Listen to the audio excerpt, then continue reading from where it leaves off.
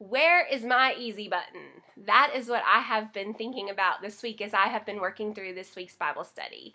You know the Staples commercial with the guy and the girl, and they have all these situations and all these problems, and magically a button appears, and it's a little red button, and it has the word easy written across it, and they press this easy button, and instantly all of their problems are solved, and life is wonderful again. And you know, this week my family started back to school craziness, which meant going and buying 3 million school supplies, signing 500 forms for 3 different kids, and you know, working out carpool schedules and dinners and lunches and all of this craziness. And it can be really easy for me when life starts to feel super chaotic and I don't have that easy button. It can be really easy for me to not stick with it. And the title of chapter 6 is "If It Were Easy, It Wouldn't Be Worth Doing." And the subtitle says, "Radical obedience is born out of delight, not duty." And I want to camp out on kind of that focus for a second, the delight, not duty, because you see, sometimes when life starts to get really busy like it is right now, especially with back to school season, it can be really easy for me to start to miss God. And here's what I mean by that. You see, I always find God when I go on retreats with my friends, or when I go speak somewhere, or in a Bible study situation where I'm sitting around with friends talking about God. Like, I can find God really easy in those types of situations. But it's in these kind of mundane, I'm not crazy about doing carpool, I don't want to take this kid this more place, I don't want to buy any more school supplies. Like, it's in those places where I can really start to miss my perspective of what God is doing.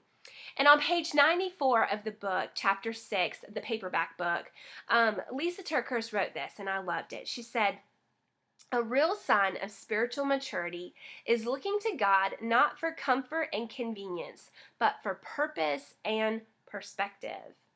And the 3 words that were written above that for the subtitle of this chapter were purpose, perspective, and persistence. And I want to really camp out on those 3 words today, because I think that they have the power to really start to shift things in our lives when it comes to saying yes to God in the everyday, common, normal places. I love the verse Romans 8:28, because it says, "We know that in all things God works for the good for those who love Him, who have been called according to His purpose."